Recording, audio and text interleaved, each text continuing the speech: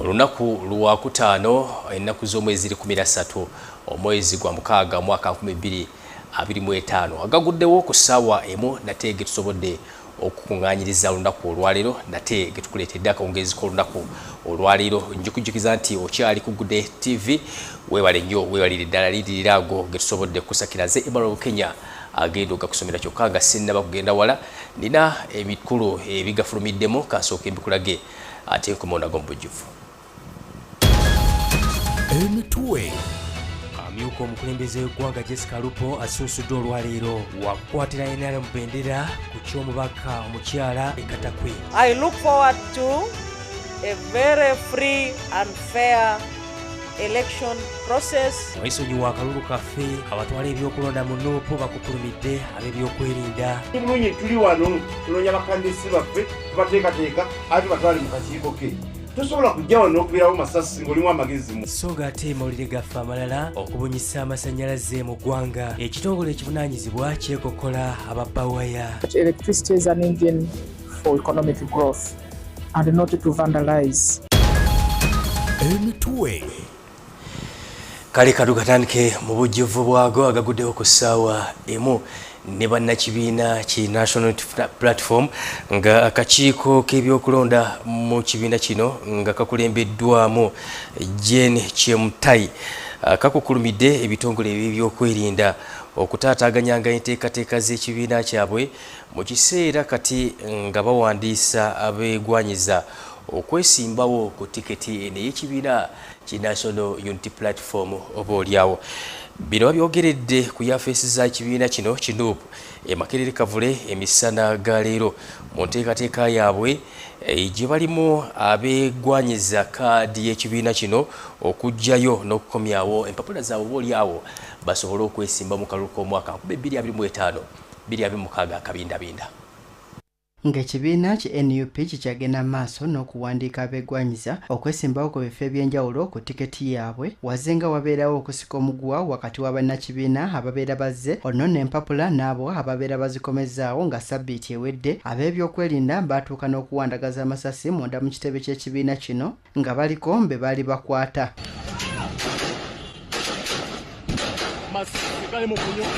Masasi gali mu kunyooka. Olwaleero akakiiko k'ebyokulonda ak'ekibiina ki NUP aka Election Management Committee kavumiridde ebikolwa bino. It is very barbaric, it is shameful. The forces who are supposed to protect us are the ones attacking us. It was not called for. Akakiiko kano nga kakulembeddwamu Jane Chemutai bategeezezza ng'embeera ey'okubanyigiriza bwetandise nga tebannaba na kuyingira kalulu kennyini. They thought shooting at us would make our people not come or not turn up. But it instead encouraged them to come. Abaana bavuka baze baleta empapula zaabwe, abakyala baleta empapula zaabwe, n'obakubamu amasasi obaako ekikyamu ku mutwe. Bano basinzidde ku byabaddewo sabbiiti ewedde ebyamagye okuyingira ekitebe kino era ne bategeezanga mu kalulu ka bonna be batasuubirayo bwenkanya. Tusaba akulira ebyokwerinda mu ggwanga ekisooka abapoliisi, ab'amagye, abajjaaji I know it was some kind of intimidation to intimidate our people, but nevertheless it's like it even energized them the more. Because after that shooting, you can see the numbers are even increasing. Bwe batyo mbasabye ab'ebyokwerinda okukomya ebikolwa bino kubanga tebiraga demokrasiya. Terujja kukoma mu kuvumirira buvumirizi byakwerinda naye twagala kubalabula. Twaliwo abantu balina n'emmundu ezaali zisinga zino naye kati tebaliiwo. Kyokka bano bakinoganyiza ng'abantu bwe bajjumbidde okwewandiisa okusobola okuvuganyiza ku kkaadi y'ekibiina kino. As you can clearly see that the numbers are overwhelming. I don't need even to tell you that because you can just look behind you and see that the numbers are overwhelming. Like we told you, the same exercise that is happening here is also happening countrywide. In our sub-regional offices, we have also our registrars across the constituencies in Uganda doing the same exercise. Mu mbeera eyo n'olwaleero bannakibiina ki NUP abakyegwanyiza ebifo ebyobukulembeze ebyenjawulo ku tiketi ya NUP mbazze mu bungi okujjayo n'okukomyawo empapula zaabwe eziraga obwetaavu kwesimbawo ku bifo ebyenjawulo. Maama Wakiso addako ku lw'ekisa kya Katonda. Nzaalibwa era nkulidde mu Wakiso district. Nze omukyala akwasaganya ensonga z'abakyala mu Wakiso district. Bw'otunuulira Wakiso district mulimu abakyala, mulimu abaami, mulimu abavubuka abeetaaga maama nnakazadde w'eggwanga. Erinnya Kayanja Moses ekisingire ddala okundeeta ku kitebe wano nzize kufuna already nzize kupiikinga mpapula ziizino nzifunye muziraba era ebisaanyizo byonna mbiina tekwaliwo kwemulugunya era njagala okubategeeza mwena bannakyaddondo east nti ffe abasuubuzi tulina ekitutawaanya tetumanyi musasula ya musolo tomanyi liri olina kusasula tomanyi seremekazi olina kusasula era nga nakagera mu parliament kyenina okusookerako nina okuddira okulaba nti omusolo guno omuntu agusoma okuva mu P1. Saawa eno ekindese wano olunaku olwaleero kwe kukomyawo empapula eziraga era ezikakasa bannabukuya nti nkyali wamu nammwe okulaba nti nno tununula bukuya. Abo kubesoboddeyo okukwatira NUP bendera mu kalulu kana kabinda 226 ogenda mu lukiiko olukulu olwa Wakiso district obajjeeyo empapula nekkirizamu nti nze asinga nti lwaki nti wali wenzaalidwa wensomedde wenkulidde ebizo byawumbi manyi. Abannakatabe mwenna twagala obasuubiza nti twagala okuteekawo omulembe omwagulanyi tuleese mu katabi byebyo ebiruma abantu okugeza nga abavubi. Mubazi olwaleero kwe kulina omukyala Mubiru Fatuma nga yeegwanyiza tiketi y'ekibiina ki NUP ku kifo eky'omubaka omukyala akulembera Kampala. Nsonga nnyingi nnyo ezindeese omuli ensonga z'abakyala ate n'ekirala omu ayinza okumbuza lwaki Kampala district. Kampala district mwenkulidde mwebanzaalidde mwenfumbiddwa mwenkolera emirimu gyange buli kimu Kampala district gye nsinga okumanya. Adolf Semata yakusakidde emboozi eno ku Agagudde TV Agaguddewo. Webale Adolf Semata olw'emboozi eyo. Kakati ye amyuka omukulembeze w'eggwanga retired Major Jessica Alpo akomezaawo empapula ze ezoleka obwetaavu okukwatira ekibiina ki National Resistance Movement kiyite NRM bendera ku kifo ky'omubaka w'abakyala owa disitulikiti munnaffe ey'Ekatakwi.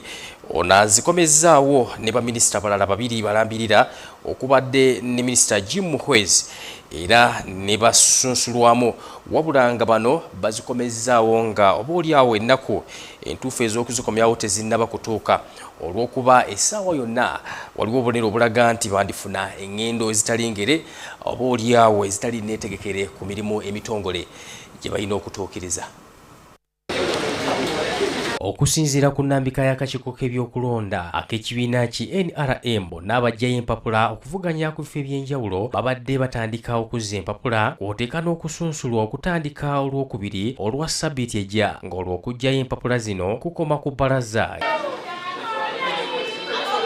Wakati ng'enteekateeka ey'okugjayo empapula zino ng'ekyagenda mu maaso abantu basatu okuli amyuka omukulembeze w'eggwanga retired Major Jessica Alpo, minisita Jim Muhwezi awamu ne Rose Akero bakkiriziddwa okukomyawo empapula zaabwe newankubadde ng'olunaku olutuufu terunnatuuka era nga kitegeerekese nti bano babadde balina emirimu emitongole gye babadde balina okutuukiriza ebweru w'eggwanga ng'ennaku entuufu tezinnaba kutuuka.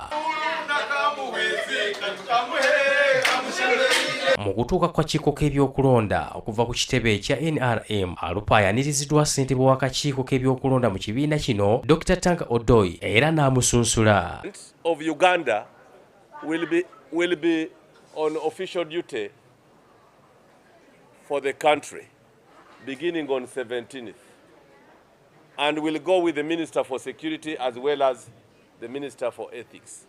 That's why her nomination is early. Olumaze okusunsulwa mu bigambo byawezenga bwazze n'amaanyi era n'asuubiza abantu be okubakolera obulungi. If there is any member of parliament in Katakwi who would like to come and pick forms to contest with me in the next election, I welcome her. Agamba nti ensonga zonna zitambula bulungi era yeesimisa ekibiina kye ekya NRM wabula tasuubira balonzi be kumuvaamu era balindirire okubakolera obulungi. Process which was also very transparent, which was very simple and democratic. I look forward to a very free and fair election process of the internal party elections of NRM. And I call upon all the candidates who are going to register to participate in the NRM internal elections to be very calm during the procedures, to be very peaceful, and work towards the unity of the people during the elections. Ate ye Minister w'ebyokwerinda Jim Muhwezi ne Honorable Minister Rose Akero nabo baaniziddwa Dr. Tang Odoy era ne beeyama okuweereza obulungi abantu baabwe. I would like to thank the people of Rujumbura County constituency and my children who accompanied me here to get nominated. Voters, now is the time. I have nominated. There we go. And I know you're going to give me the flag of NRM. I want to thank you when you're there. Wabula bano si be bokka abalabiseeko ku kitebe kino nga n'abantu abalala bakyegwanyiza okukwatira bendera mu bifo eby'enjawulo mu bitundu by'eggwanga nabo baggyeyo empapula zaabwe. By'abakyala manye ebizibu by'abavubuka manye ebizibu by'abakulu oba abakadde. So n'olw'ensonga eyo nziza okulaba nga services zituuka ku muntu wa bulijjo. Okwebaza bannabuyende bonaboona naddala abantu aba Budyopo West Constituency omuli Buyende Town Council. Nsibanga bebuzaaya nenda kubakoba nti ndi kwida ye muli okuwa ya munyimi n'okulya ku nnyimi. Nze Emma Kenya ku Agagudde TV Agaguddewo ku Sawa Emu. Bwe tuba tweyongeddeyo nate mu Agaguddewo ku Emu abadde akulembera olukiiko oluddukanya ekitongole ekirungamya engaba y'amasannyalaze mu ggwanga ly'e Uganda ki Electricity Regulatory Authority Dr. Sarah Wasagali Kanabi yeekokodde omuze gw'Abannayuganda ogw'okubbanga ebintu by'amasannyalaze okuli waya ate zi transformer awamu kwoteeka n'ebintu ebirala ekitaataaganya omulimu gwabwe ne batasobola obaolyawo okutuukirizanga ensonga eno mu Bannayuganda bulungi. Kakati ono ategeezezza nga bwe wakyaliwo n'okusoomoozebwa kw'akasente obaolyawo akabawebwa akakyali akatono ddala kati ekitongole kino okukola emirimu gyakyo beetaaga ensimbi endala obaolyawo basobole okutuusa ensaasaanya y'amasannyalaze mu bitundu by'eggwanga ebyenjawulo. Katubirabe. These gadgets effective from midnight tonight. Ku nkomerero y'omwezi ogwokusatu ekitongole ekivunaanyizibwa ku kulungamya engabanya y'amasannyalaze ki Electricity Regulatory Authority oba kiyite era mu bufunze kyakulemberamu omukolo gw'okukyusa eddimu ly'amasannyalaze okuva ku mmeme okudda ku UEDCL. Wabula ng'ebimu ku byasuubizibwa kwe kubunyisa amasannyalaze mu bitundu by'eggwanga ebyenjawulo mu bbanga ery'amangu okusala emiwendo gy'amasannyalaze awamu n'ebirala. Use them to run the sector efficiently. Kyokka okusinziira kw'abadde akubiriza olukiiko oluddukanya ekitongole ki era Dr. Sarah Kanabi ekizibu ky'abantu okubeera nga beenyigira mu kubba ebintu by'amasannyalaze kikyakosa embunyisa y'amasannyalaze mu bitundu by'eggwanga era kisaana okukolebwako. We have the challenge of vandalism, and I want to call upon all Ugandans to have the heart for this country, to be patriotic enough to know that electricity is an engine for economic growth and not to vandalize the network, because that network, that equipment belongs to Uganda. It doesn't belong to NRM, it doesn't belong to President Museveni. Ono agamba nti n'ensonga ya ssente oba embalirira kwe batambuliza ekitongole kino oba olyawo tebasobozesa kutuukiriza biruubirirwa byabwe. Because in the last leg of Umeme, they were not investing that much in the network. So it is a challenge. Because our mandate was expanding and we needed more staffing to be able to cover the entire country. Ono okwogera bino abadde ku mukolo ogw'okumusiibula okuva ku kifo kino kyabadde abulako ebbanga lya myezi 3 gyokka okuweza emyaka 10. Ono era ategeezezza nga we bagenda okudda mu by'obufuzi era nga wakuvuganya ku kifo ky'omubaka omukyalo w'Embale. Going into politics, it is another level of leadership. And I personally felt there is a leadership gap in my region, Bugisu region in particular, and I'm coming in and I'm promising people of Mbale City in particular that I will provide clean leadership, I will provide an accountable leadership, I will provide leadership that has concern for the development of the people and the development of the region. Kyokka yenyumiriza mu ebyo byakoze ebbanga lyamaze mu mulimu guno omuli okutumbula ssente ekitongole kizibadde zifuna okwongera ku bungi bw'amasannyalaze awamu n'ebirala era aliko okusaba kwakoze eryo yagenda okumuddira mu bigere. So I'm leaving a clean organization and I would urge the incoming leadership to keep the organization clean.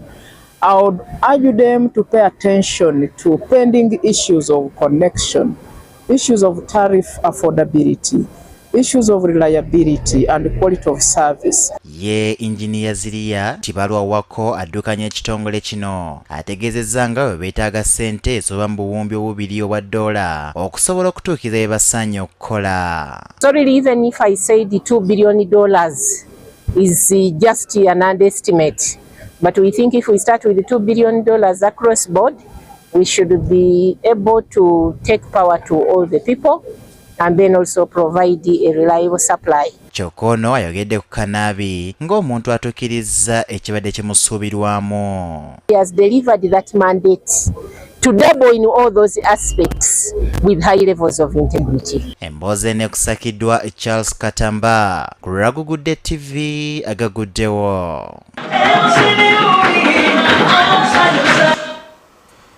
Webale Charles Katamba katweyongereyo ne gavumenti okuyita ministry y'ebyentambula esabiddwa okunyigira ku liiso ku bannannyini bibanda eby'emmotoka mu nteekateeka ey'okulungamya ebibonerezo ebinasibwa ku bidduka ebiba bimenya amateeka oboolyawo agagambibwa ag'oku nguudo. Bino bizzeewo oluvannyuma lw'abantu abagula emmotoka ku nkola ey'ekibanjampola okukubwa ebipapula eby'ensimbi eziwerera ddala kyokka abalina kaadi z'emmotoka ezo nga be bannannyini bibanda bino ne basasuzibwa ensimbi oboolyawo bo ze bagamba nti zibaba tebazimanyiiko mayitire kati nno basaba okuyambibwa. Okusinzira ku Spirit Obuye ono ng'atuusa mmotoka mu ggwanga Uganda okuzijja ebweru w'eggwanga. Ensonga eno emuyisizza bubi nnyo kubanga y'omu ku abo abaleeta emmotoka mu bungi mu ggwanga lino naye olw'ebizibu ebiteebereka ng'omusolo guno gubakosezza butereevu. Emmotoka zino bwe bazireeta ne zidookinga e Mombasa tukozesa abaana abazivuga wansi ku luguudo okuzireeta. So kati abaana abo balina ozivuga ku speed mu okusobola okubiitinga time y'okutuuka mu Kampala n'ekyala okusobola okwewala ababbi abazisanga abasobola basanga mu kkubo ne bazibba. So kati nti amateeka gano amapya tegatufevalinze nnyo kulwokuba kati omwana waba avuga speed okuva Mombasa okutuuka ku border alongera Uganda. So kati wagenda okutuuka e Kampala nga bamukubye epapula kati bagambe epapula nga bina. Ye ayogera ku bulabe bwe bayitamu nga bakola omulimu guno n'ategeeza nti ekibonerezo kino ekyassiddwawo eky'okubakuba ebipapula kibakosa nnyo. So kati awo olwedde wamala okukaanya ne kasitoma kosti y'emmotoka kati weyongeramu ezo express penalties awo kiba kigenda kukosa bizinensi eserebe. Ayogedde ku nsonga ey'abamu ku bakasitoma baabwe abagula emmotoka ku nkola ey'ekibanjampola olwo kaadi n'esigala mu mannya ga kampuni paka ng'emmotoka emaliddwayo kyokka buli lwe bakubwa ebipapula beesanga nga balina okusasula ebipapula ebisukka mu 100 eby'abantu ababanjibwa emmotoka ekintu ekitali kya bwenkanya. Tumuguza ku bbanja atwala emmotoka ye n'atandika okugivuga naye tetumukolera transfer ebeera mu mannya gaffe not until ng'amaliriza okumalayo motoka ye etumukolera transfer. So kati mu system eno ya express penalties bwe bamukuba ekipapula kamera bwe mukuba ekipapula notification ejja direct ku team yo ku email yo ejja attached to the team emmotoka mwewandiisiddwa. So kati kiri nti ye batagenda kufuna ki notification eyo kati ye bambi n'abeera ng'avuga notification zinga bwe zijja kwoyo omuntu Chief Motors emmotoka mwebeeri. Ono naye asaba gavumenti okulaba ng'ebanyigira mu nteekateeka ey'okuteesa nabo balabe nga bino babitereeza okusinga bo bannannyini bibanda lwe bafiirwa ebitagambika. Nekya twandisabye nga ffe ababondi batwengeginze ne batuyigiriza naffe netuyigiriza bakasitoma baffe okukola ki ng'abo bino okutambula because we like to sensitization. Buye asanyukidde ekyokuyimiriza enteekateeka eno n'ategeeza nti kino kijja kuyambako singa ebintu byonna bissibwa bulungi mu layini, olwo abagula emmotoka n'abazitunda ne gavumenti batambulire ku layini emu. Tuli so much hopeful nti bwe banareviewinga ekintu ekyo maybe kisobola okutereera. Nze Abe Munywevu, Agagudde TV, Agaguddewo. Webale nnyo Abe Munywevu olw'eggulire eryo. Kakati butereevu katugende mu butereevu mu lugero olw'olunaku. Luno lwe lugero mu Agaguddewo. Otakwata muggo gwe akyawa omwana we, naye oyo amwagala amukangavuula ebiro nga bikyali amakulu. Abaana tubalungamye, tubatereeze era tubayigirize empisa. Engero 13 olunyiriri olw'24. Luno lwe lugero mu Agaguddewo. Kitundu kito kisooka ekyagaguddewo ku ssaawa emu katukikome wano kyokka tugenda kukomawo n'ekyokubiri tovaako katuwumulemu.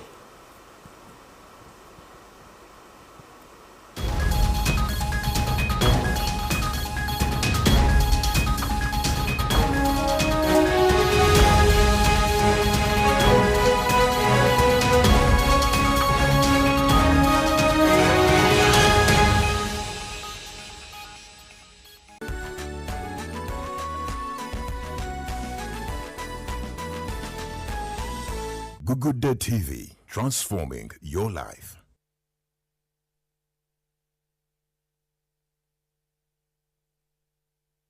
Bakola bulungi emirimu gyabwe miyonjo genuine estates yagala ettaka okutalinkayana yadde ennyombo genuine estates genuine estates. Oyagala ennyumba ey'ekirooto kyo, factory oba z'abapangisa, faamu yakulimirako oba yakulundirako, kyogere tukikuwe n'ekyapa mu ngalo. Tulina ettaka mu bibuga n'ebweru w'ebibuga. Ffe wano ku Genuine Estates Uganda Limited tupima amataka n'okuba pulaani z'amayumba. Tusangibwa mu tawuni y'e Wakiso ku Genuine House, Hoima Road. Tufune ku 039 oba 0759955526. Tukolere wamu oganyirwa kinene.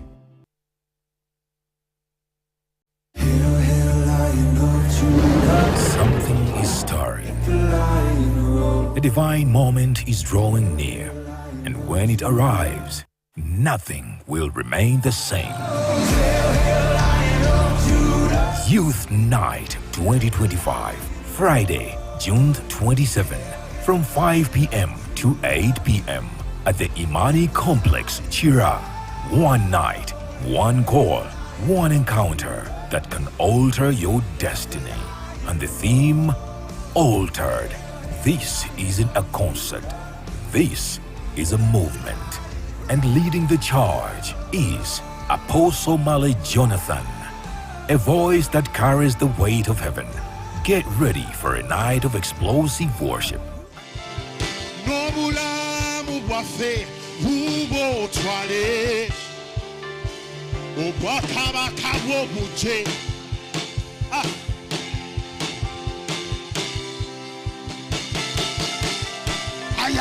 Unfiltered truth and undeniable transformation.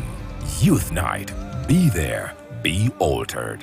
For more information, call Ashraf Katende on 0704 924 371. In the neighborhood, near stagnant water and mosquito breeding sites, malaria lurks, always waiting to strike. But fear not, for here comes Mr. Vaxa, the ultimate protector against malaria. For years, malaria has been one of the biggest threats to children under 5, making them weak and even putting their lives at risk. But now, the government is introducing a new solution, the malaria vaccine. The malaria vaccine is now in the routine immunization schedule. The malaria vaccine is administered in 4 doses. at 6 months, 7 months, 8 months, and 18 months. This vaccine will provide extra protection against severe malaria. And don't forget, routine immunization protects children from many deadly diseases. Every vaccine matters. Visit the nearest health facility for routine immunization services today. Mr. Vaxa, the malaria vaccine, is free, safe, and ready to protect our children. Will you join the fight and complete all 4 doses? For more information, call the Ministry of Health on 0800 100 066. This message is brought to you by the Ministry of Health.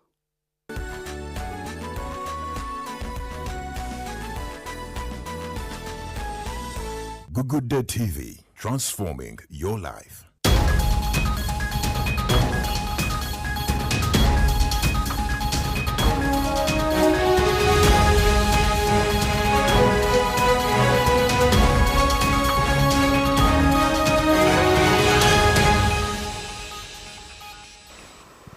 Agaguddewo ku Sawa Emu kitundu kyakubiri kulikayo omukuumulako ate tukyagendera ddala mu maaso.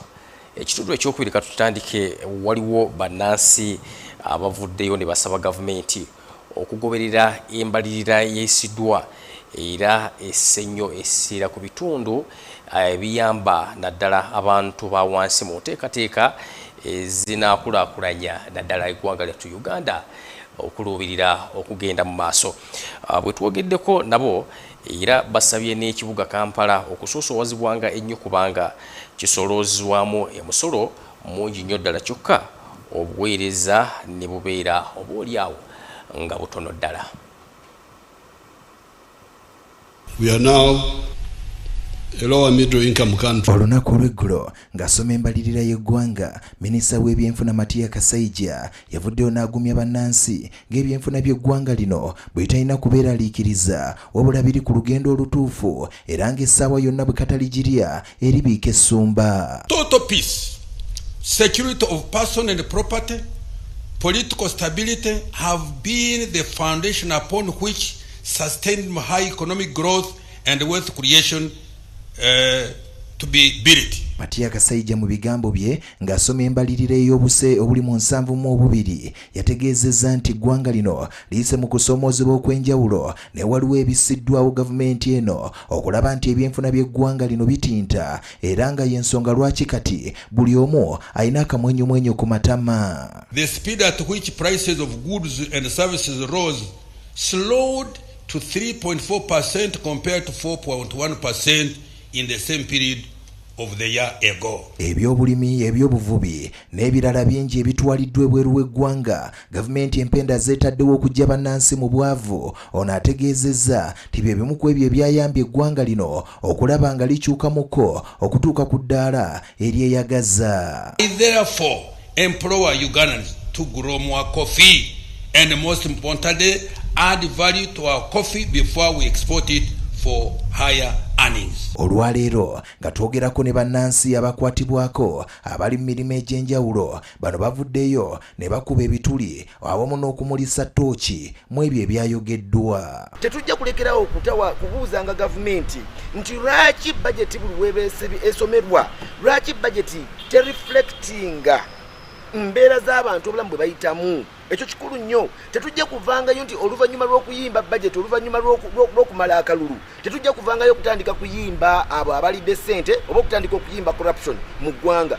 Asirye Sendagire atunuulidde eky'obwalodi meeya obw'ekibuga Kampala. Ebigambo bye tebibadde biwoomu eri enteekateeka za gavumenti ezimu zalowooza nti teziyambye nnyo mu nnansi. Naffe bannansi tubeere nga tusobola okuquestioninga gavumenti nti obuwumbi n'obuwumbi obutabalika trillions, 72 trillions oba 73 trillions gavumenti zeesuubira okufuna n'okusaasaanya teziwulikika mu bannayuganda, teziwulikika mu services, teziwulikika mu masomero, teziwulikika mu malwaliro, teziwulikika mu nguudo. Kati ekyo ne kireka bannayuganda nga ekigambo budget tebakyakifiiringa. Ono agamba nti ekibuga Kampala ky'ekibuga ekisinga okuvaamu omusolo omungi mu ggwanga naye bw'olaba ku nteekateeka ya gavumenti ensimbi ezijja okuyamba bannakibuga ntono nga n'olwekyo tewaliiwo nnyo ssuubi tewaliwo ebiyiina okukyuka. Tujja kulemerangako nnyo ku Minister of Finance n'abo ababaka abatwala ekibuga Kampala okubeera nga Kampala bamusoosowaza mu parliament, okubeera nga Kampala bamusoosowaza mu budget allocation. Spirit Obuye ono naye nga musuubuzi agamba nti ye musanyufu olw'ebyo ebyayogeddwa minisita ow'ebyensimbi kubanga biraga nti eggwanga we liraga essaawa yonna lyakwesiima. Kibali mu kupulaninga ekirungi, so fika tulabe engeri gye tunatambuzamu omwaka gw'ebyensimbi guno gwe tutandise nga bwe batusuubiza minisita w'ebyensimbi ndowooza bijja kutereera. Wabula ono mwennyamivu olw'emiwendo gy'amafuta egirinnye ennyo egikanze bannansi era ne gigoba bangi ne gibalemesa okubaako bye batuukako n'ebyokwefunira olw'embeera ng'eyo. Olw'okuba ndabye ebbeeyi y'amafuta twali tusuubira okukka n'ate ebbeeyi y'amafuta era yeeyongedde okuba okweyongera waggulu. N'ate simanyi kyemanyi tulinayo essuubi nti minisita ngeri gye yasuubizza nti embeera egenda kutereera ku saidi yaffe y'abasuubuzi katukiwe tayimu. Ze Abe Munywefu, Gugudde TV, Agaguddewo.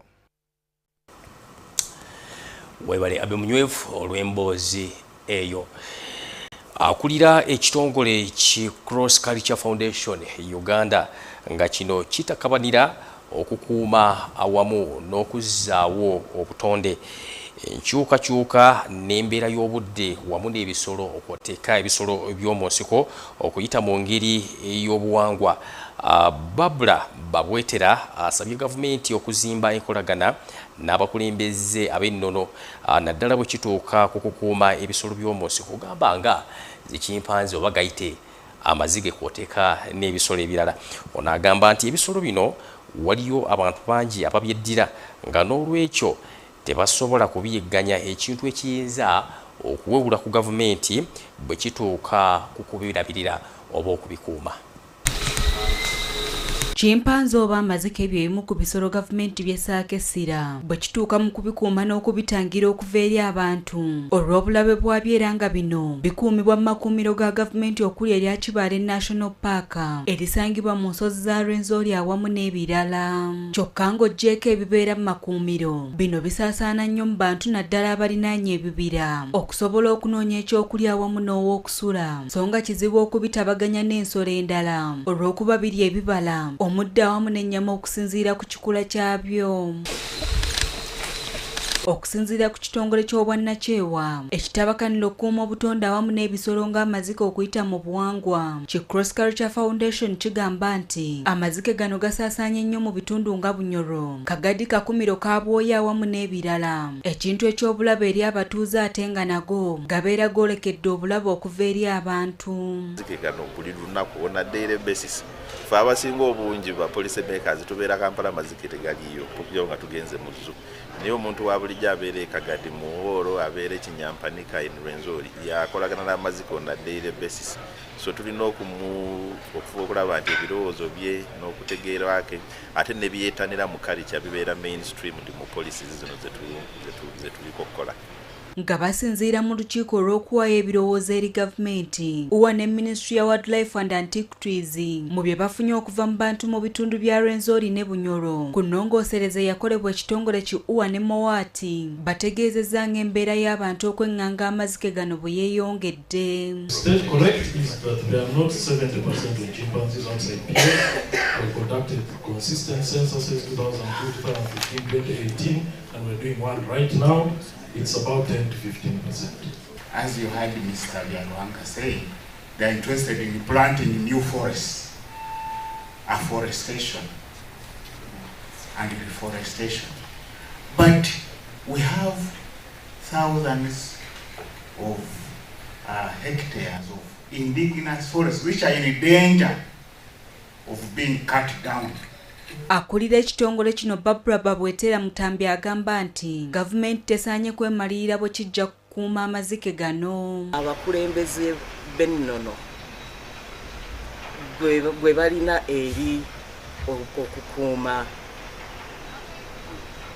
obutonde bwaffe oba okukuuma the wildlife. Ebiseera bingi abakulembeze baffe bwagamba nti ekintu kino njagala tukikole bwe tuti abantu be banguwako nnyo okukyaniriza n'okukiteeka mu nkola. N'olwekyo tusaba nti Uganda Wildlife Police munongosereze neddako. Ayongeddeko nti waliwo abantu bangi abeddira ebisolo nga bino nga singa bateekebwa ku mwanjo mu kubikuuma kisobokera ddala. Ffenna mu Uganda tweddira emiziro. Ate mu kweddira emiziro gino buli kika kikakaatibwako okulabika nti omuziro gwakyo kigikuuma nga tekisaanyiziddwawo. Kati tusobola tutya okukolera awamu ne practices zino okulabika nti twongedde okukuuma obutonde, twongedde n'okukuuma ensolo zaffe eziri mu ttale. Nzibambi Frederick okuva mu kitongole kino atubuulidde ebimu ku bye bazudde. Mulimu ebikwatagana ku bifo chimpanzees kuba mu nnimi zaffe z'ekinnansi kye twandiise amazike. Ebifo ebyo amazike gye gabeera bigenze bikendeera olw'enkyukakyuka y'obudde. Enkyukakyuka y'obudde bwebaddewo nowesanga ng'emmere bye zirya mu bibira tekyaliyo, nowesanga nti bibira bitemeddwa. Francis Ruhumiwa okuva mu agamba batunuulidde ekyokuzzaawo ebibira okuzzaawo amaka g'amazike gano kw'otadde n'emmere kibijje mu bantu. Plant trees. We need to plant especially the indigenous trees that these chimpanzees feed on. Number two, the chimpanzees, their food is actually being limited.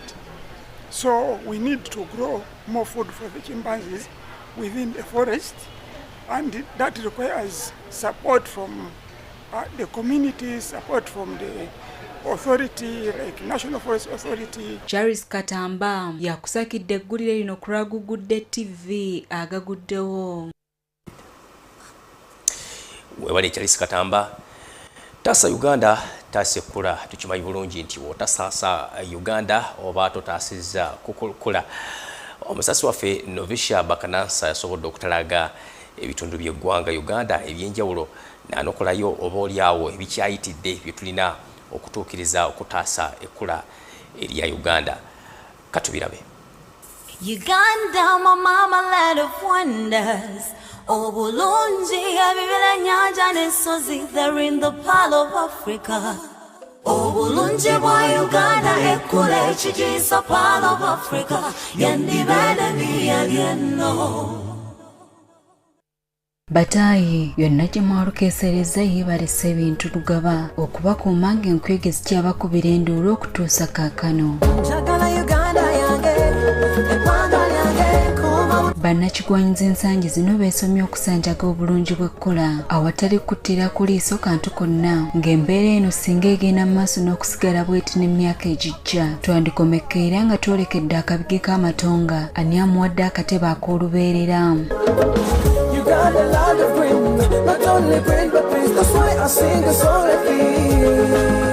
Bataayi olw'okuba nti abeenonyeza ebyabwe bakola butasamukka butasamwoyo ku mulimu gwe baliko ogw'okumalawo ebyali ebibira galikoleka, ensolo z'oku ttale, ebinyonyi ebya buli bbala, ensozi kw'okomya amaaso, entobazi, ennyanja, emigga, ebiyiriro n'ebirala, nga bino wamma ggwe bye biviiriddeko basaalumanya okuloza ku bukambwe bw'ebyo ebyonoonebwa.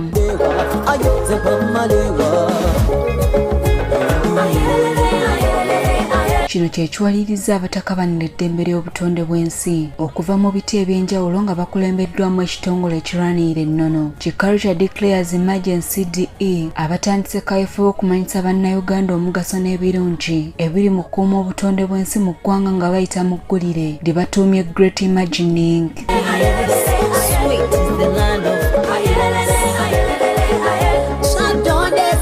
Mu bano mubaddemu abakugu mu by'obutonde bw'ensi, bannalulungi kw'ossa n'abo abalwanirira obutonde bw'ensi, era bano balambuludde ebikosa obulungi bw'ekkula. Because drought directly affects our production, which is now agriculture and food security. So that's where the impact is highly felt. So there's a need for us to restore and conserve the ecosystem on them. First of all, education. If we are not empowered, if the government doesn't bring on climate change education or art is mostly popularized, visuals are popularized because that is what Ugandans understand. If you have a song, a poem about the environment, people are going to relate more to it.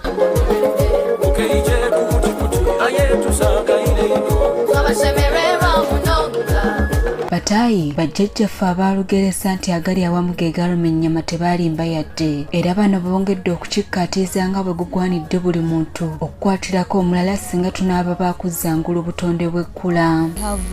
According to the statistics 2022 we were able to receive about 4,000 tourists, 400,000 tourists. That way, one way we are marketing Uganda is through Churchill's phrase, Uganda, the Pearl of Africa. A team that is hybrid in nature, that brings the art and science together for every kind of individual to play their part, but at the end of the day, that is feeding into a common goal.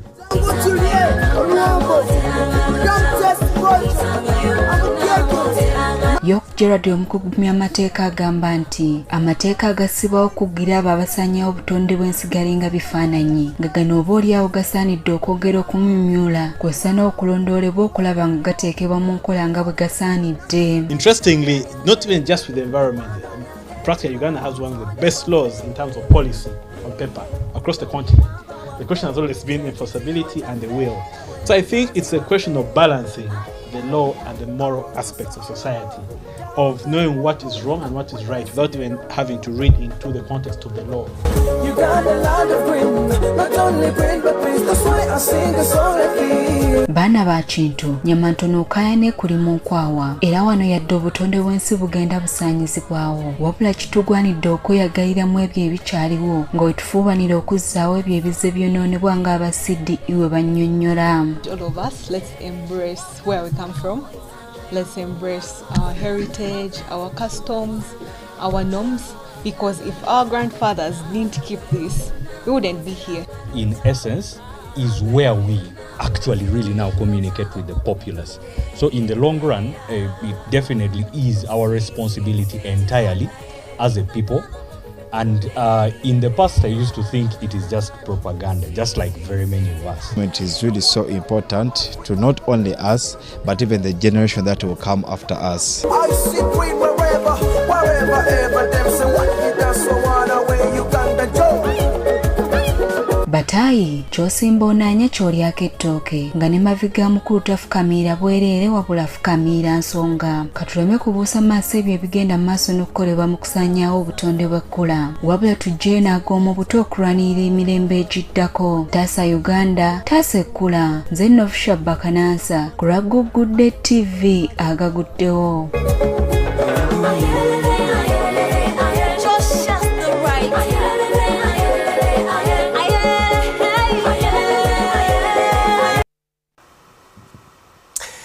Batayi baana ba kintu taasa Uganda taasa ekkula tutaase Uganda tutaase ekkula webale nnyo Novusha Bakanansa. Kati nno ekitundu ekyokubiri tugenda kifundikira wano kyokka katugende n'ebyafaayo tukomoda ekyokusatu tovaako.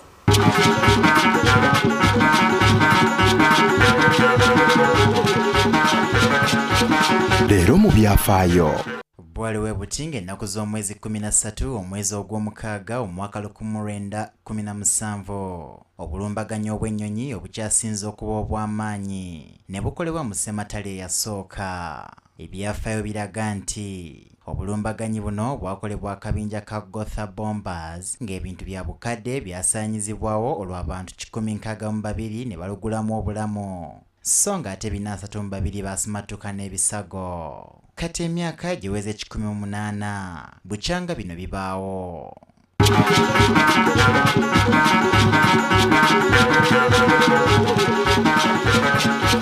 Leero mu byafaayo.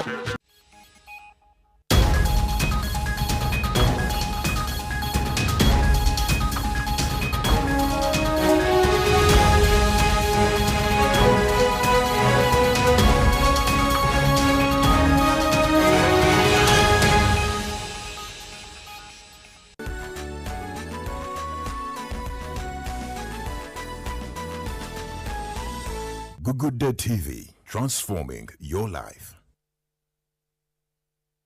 Bakola bulungi emirimu gyabwe miyonjo genuine estates yagala ettaka okutalinkayana yadde ennyombo genuine estates genuine estates. Oyagala ennyumba ey'ekirooto kyo, factory oba z'abapangisa, faamu yakulimirako oba yakulundirako, kyogere tukikuwe n'ekyapa mu ngalo. Tulina ettaka mu bibuga n'ebweru w'ebibuga. Ffe wano ku Genuine Estates Uganda Limited tupima amataka n'okkuba pulaani z'amayumba. Tusangibwa mu tawuni y'e Wakiso ku Genuine House, Hoima Road. Tufune ku 039 oba 0759955526. Tukolere wamu oganyirwa kinene.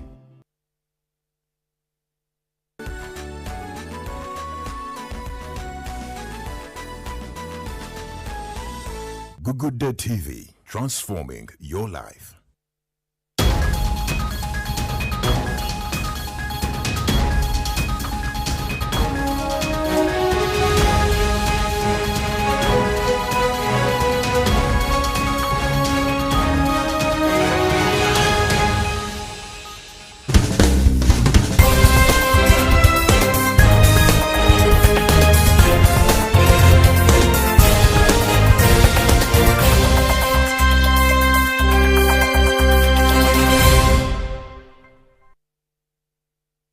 Tundu tuyingidde ekyokusatu mu Agaguddewo Ku Sawa Emu era tugenze butereevu mugeebo naayira Asmi Goita ono nga mukulembeze w'eggwanga erya Mali ayolekedde okusigala mu ntebe paka ng'omwaka ogwa 2030 awatali kulonda kwonna kutegekebwa so nga ate ne bannansi b'eggwanga erya Nigeria bali mu kujaganya olw'emyaka gye baakamala wansi w'enfuga gy'oyinza okuyita eya demokrasiya.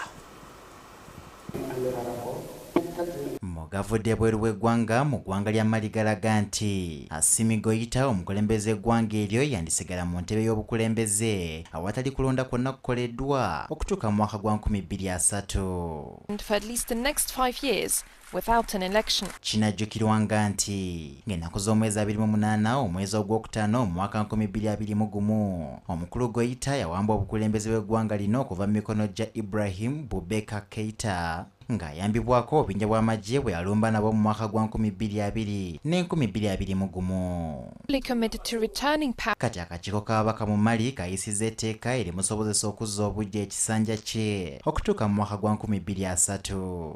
Gye buvuddeko Goita n'amagye ge baali beewaddeyo okuzza obuyinza eri abantu ba bulijjo ku nkomekerero y'omwaka gwa 2024 owabula ne gye buli eno teri kulonda kwonna kwalangiriddwa mu ggwanga eryo. Ate bo bannansi ba Nigeria babinuka masejjere luvannyuma lw'okuweza emyaka 26 bweddu nga bali wansi obufuzi obwa demokrasiya awatali kutaataaganyizibwa kwonna okuva mu mwaka gwa 1999.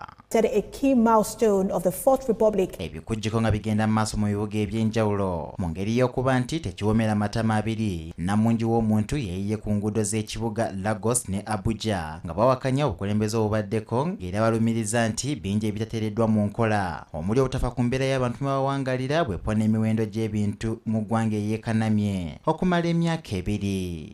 Citizens are not happy. We are not okay with what they are doing. Mukwogera ne bannamawulire Hassan Taiwo Soweto akinogaanyiza nga bannansi ba Nigeria bwe bataganyuddwa mu ddembe eribaweebwa enfuga ya demokrasiya. There is no democracy in Nigeria. We cannot afford electricity. We cannot afford transportation. Everything is high. Kinajjukirwanga nti mu mwaka gwa 2024 mu mwezi ogw'omunaana bannansi ba Nigeria beekumamu ogutaaka mu nkola eyatuumibwa End Bad Governance nga bano bawakanya enfuga embi n'emiwendo gy'ebintu egyekanamye mu ggwanga nga bano abakulu babanukuza poliisi n'amagye kukakkana nga 2 mu bana baluguzeemu obulamu.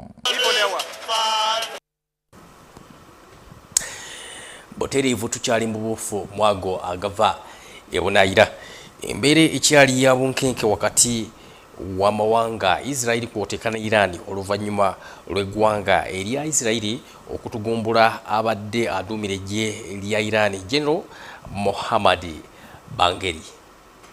enkya leero eggwanga lya Isirairi litugumbuddwa omukulembeze w'eggye lya Iran Generali Muhammad Bagheri wansi w'enkola eyatuumiddwa preemptive strike. Agava eno galaga nti Generali Muhammad Bagheri yattidde wamu n'abaduumizi b'oku ntikko bwepo ne bannassaayansi Isirairi bwe yabadde etongoza olulumba sinzigu olwabaddemu n'okkuba ekizimbe kya Natanz nga bano Iran yabanukuza n'ebizuka ebisoba mu 100.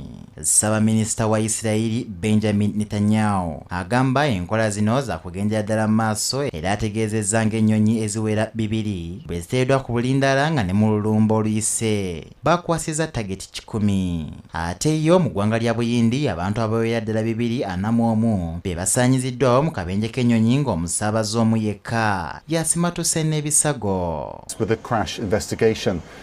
Ennyonyi eno ey'ekika kya Boeing 787 kutuuka ku 8 Dreamliner ye yasimbudde kuva mu kibuga Ahmedabad eky'omu Buyindi okwolekera ekibuga London nga yagudde mu kifo ekiwangaliramu abantu okwakkana ng'eyingiridde eddwaliro n'ekifo omusula abayizi abasoma obusawo. Carrying 242 passengers and crew members. Neje buli eno ekyaviiriddeko akabenje Ssaabaminisita wa Buyindi Narendra Kaita akabenje kamikutula mutima tekinnategeerekeka. Kigambibwa nti ennyonyi eno yabaddeko abasaabaze 203 nga muno mwe mwabadde bannansi ba Buyindi 169, Ababulitawu 53, Abapotigo 7, Omukanada omu n'abakozi bamu 12 nga ku bano emibiri gy'abafudde 24 gyakazuulwa awatali kwawula abadde mu nnyonyi n'ababadde wansi. UK have been deployed to India. Ye munnansi wa Bungereza yasobodde okusimatuka enjega eno nga yabadde atudde ku ntebe namba 11A. Agamba naye kennyini tamanyi butya bwe yavudde mu nnyonyi eno. To stay airborne, then descending, then disappearing behind buildings and bursting into a fireball.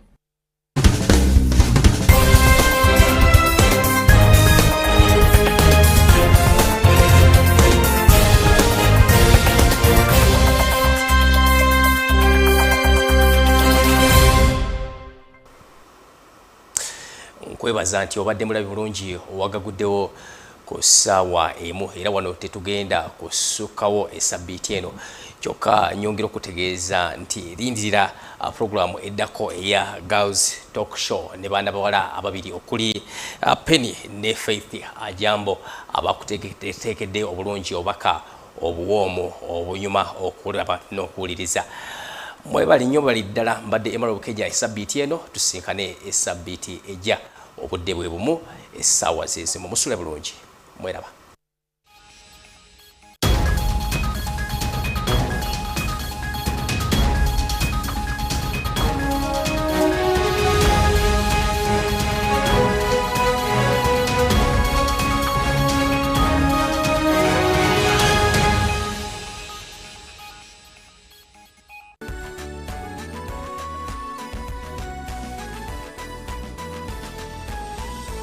Agaguddewo TV, transforming your life.